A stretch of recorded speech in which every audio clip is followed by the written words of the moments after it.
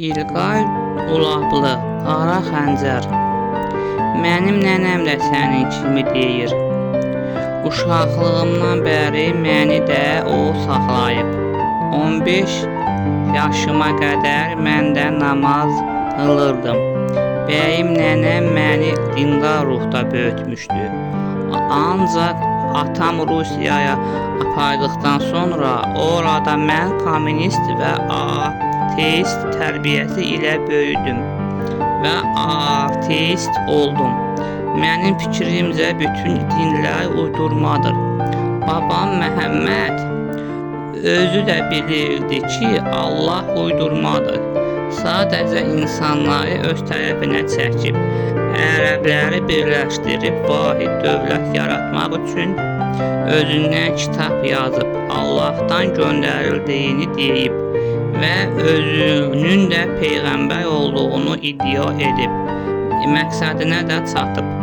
Cahil insanları inandırıb. İndi milyonlarla insan onun dininin təsirindən çıxa bilmir. Baban, Məhəmməd peyğəmbər mənim ulu babamdır. Biz Seyid nəslindənik. Mən çox təəssüf edirəm ki, bir Seyid qızı bu cür sözlər danışar. Yaxşısı budur, bu söhbəti qurtaraq. Mən sənin dininə hörmət edirəm. Sən də mənim dinsizliyimə və Allahsızlığıma hörmət et. Səni aləmlərin Rəbbi olan bir Allahın dini olan İslam dininə dəvət edirəm. Şahnaz şaqqanaq çəkib güldü, sözünə davam etdi. Məndən indidən sonra çox çətin müsəlman olar. Çox təəssüf xanım, çox təəssüf. Nə isə sən deyən olsun, dərsimizə davam edək. Onlar dərslərinə davam etdilər. Dərs axşama qədər davam etdi. Axşam dərs bitdikdən sonra Firudun Şahnazı götürüb bir taksi ilə evinə qədər apardı. Ceyhun işdən evə gəlirdi. O, yaşadıkları binanın həyətinə yaxınlaşmışdı ki, bir taksi qapının ağzında saxladı. Qabaqdan Firudun düşdü. O, arxa qapını açdı. Arxa qapıdan Şahnaz düşdü. Sonra Firudun Şahnazla əl-ələ tutuşub görüşdülər. Firudun təkrar maşına minib getdi. Şahnaz da içəri girdi. Əvvəlcə Ceyhun özünü heç bir şey olmamış kimi apardı.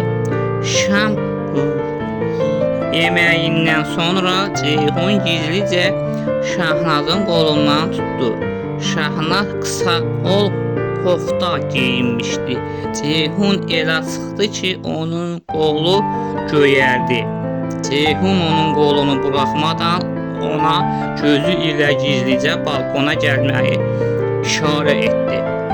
Ceyhun ona tərs-tərs baxaraq dedi: Şahnaz, utanmırsan? Qız uşağısan, gədə-güdələrlə nə gəzirsən? Kimlə gəzmişəm? Firudunlu nədir o? Həmşəri gədəsi ilə səni gördüm. Birlikdə maşınla gəlirdiniz. Şahnaz başa düşürdü ki, o nəslindəki bütün kişilərin namusudur. Azərbaycan milli mentalitetinə görə o öz başına hərəkət edə bilməzdi.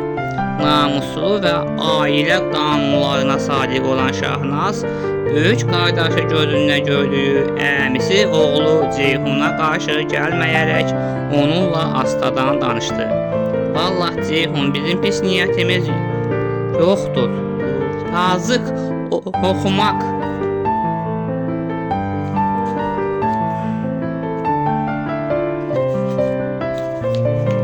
istəyir. İnstituta hazırlaşır. Mən də onu hazırlaşdırıram.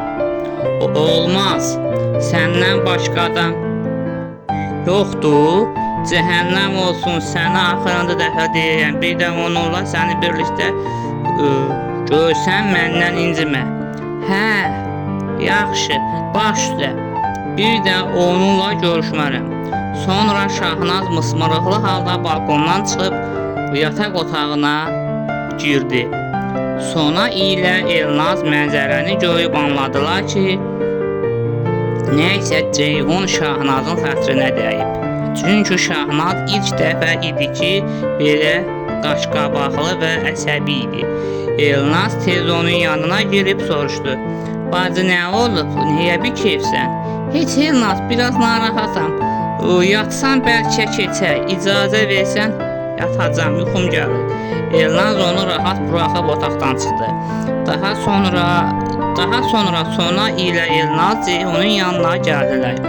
Sona Ceyhunun yanına oturub dedi. Ceyhun, o qızın xətrinə sən dəymisən? Nə olub ki? Deyəsən küsüb, mısmırıqlıdır. Ana, bilirsən, qız uşağıdır, biraz təpinirəm, diqqətli olmalıyıq. Axı, əmimin əmanətidir. Oğlum hələ tezdir, gələcəkdə təpinərsən. Hələ ki pişim elə. Elnaz da anasının sözünə dəstək verdi. Ceyhun, anam düz deyir.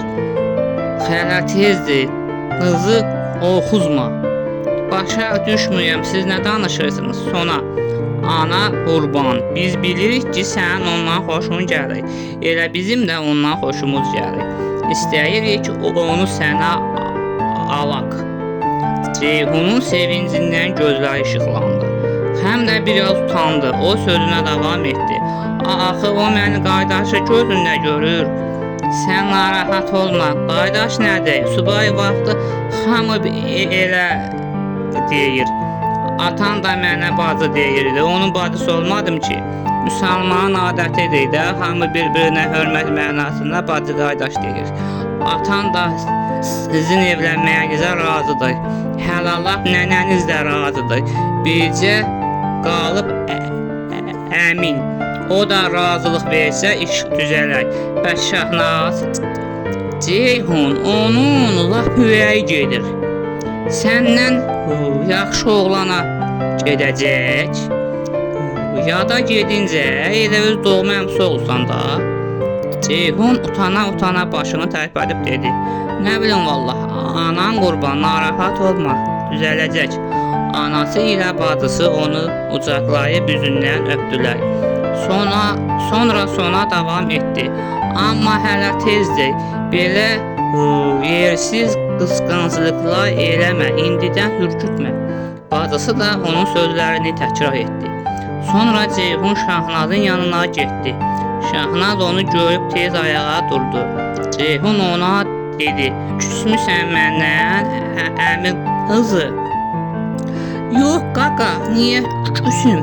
Sən böyük qardaşımsan, nə desən qəbulumdur.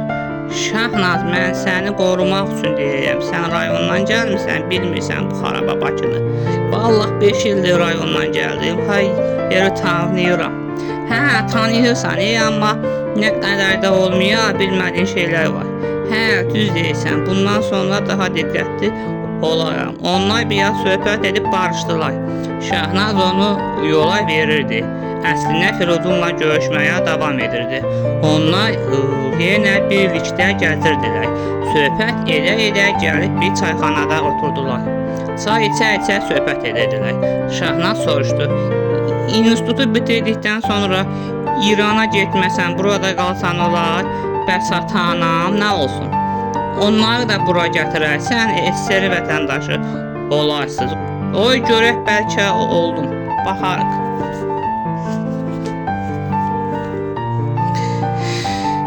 Səni Komünist Partiyasına keçirəcək.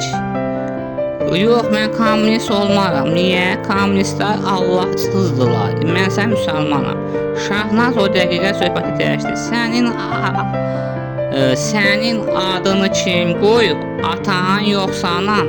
Heç biri. Kəndimizdə bir Məşəd Abbas əmi var idi. O qoyub. Savadlı adam idi. Şahnamə poemasını əzbər bilirdi. Əsərdə bir Firuzun olub Cəmşid Şahın nəslindən İranın zalim şahı Zöhhaka qarşı mübarizə aparıb. Zöhhak İranı işğal edib Firuzunu atasını öldürüb. Firuzunu da uşaq ikən öldürmək istəyib. Amma Firuzunu bir inək südü ilə böyüdüblər. Firuzun böyüyüb Zöhhakı taxtdan salıb